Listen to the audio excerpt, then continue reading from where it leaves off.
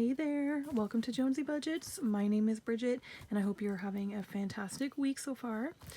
Today I'm going to be doing my end of January cash count. So a little bit of a backstory, I have been cash stuffing since last September. And I was putting a lot of money into my sinking funds over the past few months, but then as of the new year, I decided to start fresh and I emptied out all of my sinking funds. So I emptied out my short-term binder here as well as my long-term binder, and then I introduced a new binder back here, which is my month ahead binder. Now everything is kind of has a line through it because I am starting at zero again. I am going to be going through each of these binders and every envelope and basically seeing how much I was able to put away for this month. And then for my month ahead binder, I'm only going to go through my savings envelope, my $5 challenge envelope, and then my $10 challenge. I'm not going to be checking the envelopes like my car insurance, rent, anything like that, just because those funds are going to be used once I move. So every month I'm constantly going to be using the money from those envelopes once I do move sometime in spring/summer, depending on when I'm able to find a place. So I'm not even going to bother counting the money that's been saved in those envelopes. And then also I'm not going to be counting the money that I put away into my 100 envelope challenge, just because I feel like that would take a lot of unnecessary time, and it kind of makes me eager to finish the challenge faster to see how much I was able to save, since I'm not tracking it every month. So it's kind of going to push me to save a lot more and try to do it faster. So without further ado, let's jump on into it. So we're going to start off with my short-term sinking funds. And I'm gonna try and do this. I have it set up kind of weird here, but so this should have $35. Save 10, 20, 30, 35. So since we started off at 0, we're adding 35 and we're ending with 35. Sorry, we added 35 and we're ending in 35. So my medical should have 35 as well. So 10, 20, 30, 35. I'm kind of eager to see how much I was able to save into my sinking funds, just because I know that I was trying to prioritize my 100 envelope challenge as well as my month ahead envelopes. So I know a lot of the money that I was able to put away is in those envelopes and in that challenge that I'm not actually calculating. So it's going to be a big chunk that's going to be missing, but it's okay. So car maintenance should have $70. So it's 20, 40, 50, 60, 65, 70. And I'm very eager to bulk this envelope up just because I've always, like, my SUV is a lot older, and she's been giving me a lot of problems. Knock on wood, thankfully nothing so far for the new year, but last year she did give me a lot of issues and cost me quite a bit of money. So definitely want to bulk that up just in case, because I am nowhere near ready to get another vehicle at any point, and I definitely want to try and run the vehicle that I have into the ground and just use it as long as I possibly can. But hair and nails should have $30. So I have 10, 15, 20, 25, 30. So I got $30 for that. I definitely want to get my hair done soon. See when I can get an appointment for that. But I also want to bulk this envelope up as much as I can because I want to use as much of the money from my envelope as possible, and then if needed, take the money out of my paycheck and budget that ahead of time if needed. But that's what these envelopes are for, to use. So birthdays should have 25, so 10, 15, 20, 25. And I think this should accumulate over the next at least 2 or 3 months, just because I don't think I have anyone's birthdays coming up. The only birthday off the top of my head is my boyfriend's, but I'm going to use the money from his envelope to pay for his gift. And shopping and clothes should only have 15. So 5, 10, 15. And I haven't been putting much money into the shopping / clothes envelope, just because I don't need to go anywhere to do any like actual shopping, and I don't need any clothes until at least spring, so I'm okay to not add much money into that right now. But of course, as we get closer to spring, I will add a little bit more here and there. And then Sage has 20, so 10, 15, 20. Sage is another one I haven't added much money into this past month. Still have a huge stockpile of essential oils and stuff that I've bought over the years that I still need to use, so I'm definitely gonna be using all that beforehand. Sorry, my writing is horrendous, but I'm kind of writing at a weird angle with the way I have everything set up. So Honey Bun is my boyfriend, and he should have 45. So 10, 20, 25, 30, 35, 40, 45. And I already got his Valentine's Day gift. I budgeted that out of this week's pay. So I already got it, and my stepdad ordered it for me because I usually get my boyfriend to order me stuff from Amazon all the time with his Amazon Prime, but obviously I can't get him to order his Valentine's Day gift, and he would know it was for him as soon as he saw it, so got my stepdad to order it for me, thankfully.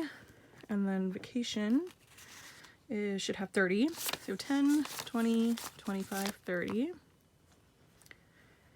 And we're not going anywhere anytime soon, and my boyfriend actually was like, you should just get rid of the vacation envelope. We're not going anywhere anytime soon, and he's very sad about it, but I mean, he's being realistic with how things are and stuff, but I'm an optimist. I'm like, no, I'm keeping that envelope, even though I'm not putting large amounts away. I'm like, something's always better than nothing, and I'm going to keep the envelope as is. But emergency fund should have $50. So 20, 30, 35, 40, 45, 50. An emergency fund, of course, I'll always be putting money into because you never know what could happen at any time. It's always better to have some kind of emergency fund, even if you're not doing cash stuffing or anything like that. It's always nice to have money put aside just in case for like what ifs, you know? And that's it from our short term. Now on to our long term. And first we have Eli Emergency. And he should have 45. So we have 10, 20, 30, 35, 40, 45. And thankfully my little Eli has been doing very well. He hasn't had any issues at all, knock on wood. It stays that way. But in the summertime, he usually ends up having some allergy issues, so definitely going to be using some money from his basic medical to cover his cost of his allergy medication, because it is a little bit pricey, even with my discount. It's really up there, but he's worth every penny. So LASIK should have 95. So it's 20, 40, 60, 80, 90, 95. And I cannot wait to get this laser eye surgery done. I know it's still gonna be a while before I get it done, but I'm so excited to not wear contacts anymore. And my eyes, my prescription is so bad that when I would wear glasses, I don't wear glasses, but when I used to, a couple years ago, I literally looked like Bubbles from like Trailer Park Boys, if anyone knows that show. Just because my glasses were so thick. It was insane. So I usually wear my contacts. So condo fund should have 200. So 50, 100, 50, 200.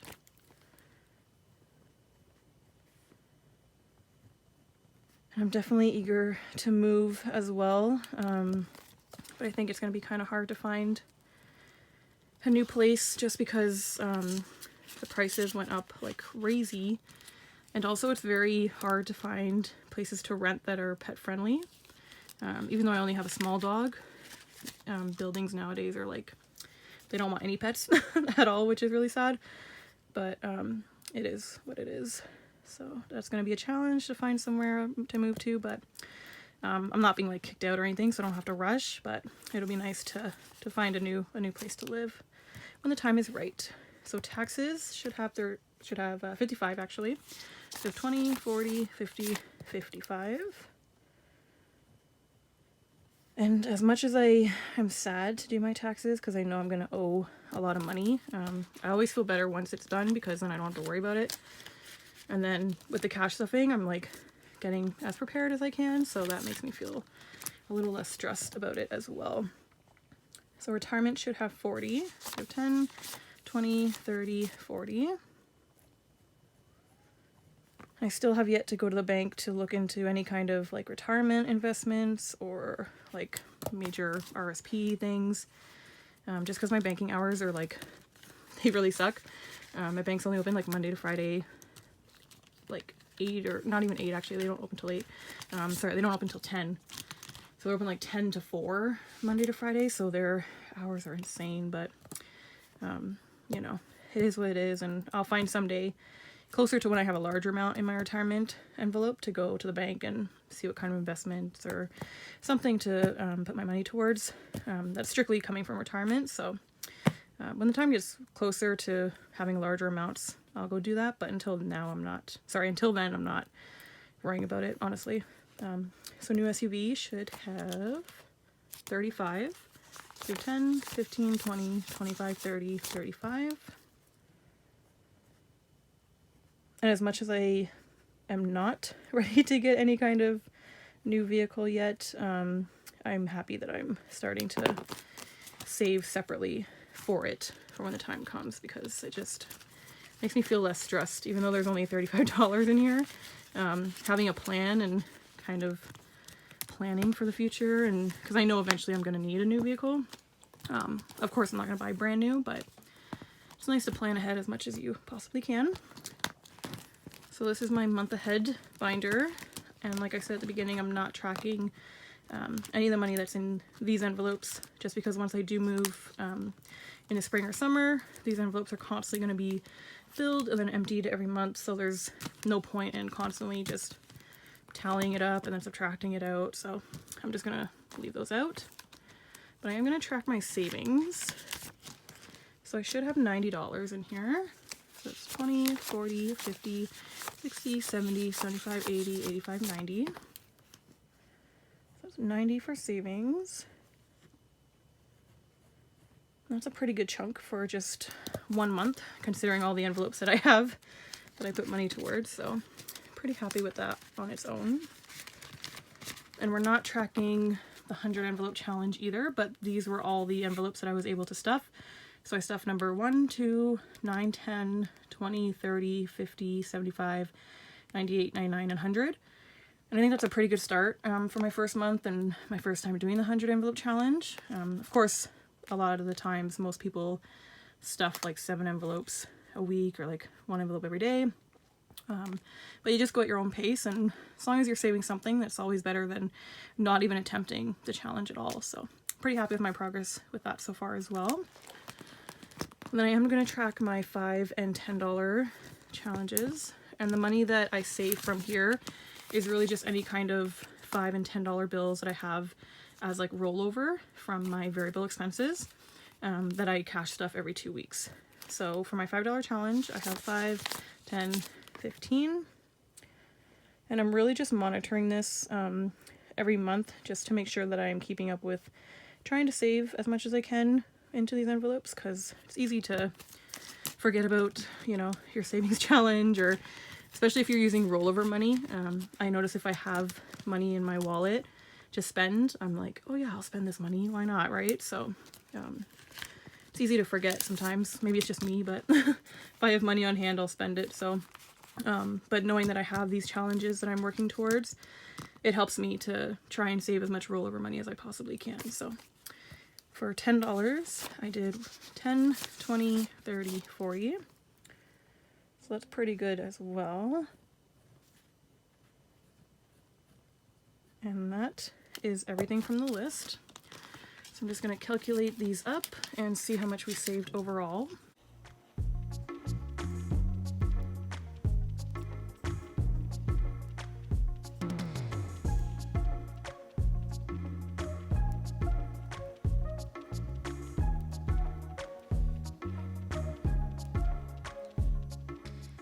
All right, so it looks like we saved $970. So the starting total was 0. Ending was 970. So we were just under that 1,000 mark. But you know what? I think that's still amazing for 1 month. So pretty excited about that. And knowing that I actually put most of my savings into my 100 envelope challenge and then my month ahead to prepare to move. I'm very happy with this number. $970 is a really great number for me. I'm really happy with my progress so far, and I think I'm doing really great for this year, just starting. So I think that's really awesome. I'm really proud of myself, and I cannot wait to see what February has to offer. And I hope that when I do this for February, my sinking funds total, like cash count for February, we will hit that $1,000 mark. I'm going to try really hard. I'm hopeful that I can hit that. I'm going to do my best. But of course, if I'm not able to, I'm not going to be hard on myself, because coming from where I was this time last year, I wasn't saving nearly as much as this, or cash stuffing. Not like cash stuffing, because I wasn't cash stuffing at all. I didn't even know what cash stuffing was this time last year, but I wasn't preparing for certain things like vacation or an emergency fund, or, you know, taxes, preparing for a new vehicle at some point, doing any kind of savings challenges. I wasn't doing any of that. So compared to where I came from last year, I'm so happy that I found cash stuffing, and that it was like recommended to me through YouTube. I'm so happy about that. I feel so blessed to be able to have done this and chose to do this way of budgeting for myself, because it's really worked for me. And you know, having cash on hand and seeing exactly where my money's going has really helped me to stop shopping impulsively, stop buying things I don't need, and just really focus on putting my money where I need it. If not needing it today, then for the future, like, you know, Eli's emergency, regular emergency fund, vacation, even my hair and nail fund. So I'm really happy that I'm starting to plan for not just the big things that could happen in the future, but the small things as well. So if you're thinking of a way of budgeting, give this a try. I highly recommend it. You have nothing to lose, and if it works for you, great, run with it. If it doesn't work for you, then try something else, right? And I hope your budgeting journey is going well so far. We're still super early in the new year, so if you haven't, you know, looked over your finances, gotten on board with your goals, you can always start today or even tomorrow. So there's still plenty of time. Feels great to be on track and to kind of be in control of your finances more than I was previously. So I hope you all enjoy the rest of your week. Have an amazing day, and look forward to the weekend for sure. We are in February, so I'm excited to kick off this month and save like crazy. Thank you so much for watching this video. Please like if you enjoyed it, leave a comment, as I'd love to hear from you, and don't forget to subscribe. Until next time, happy budgeting. Bye.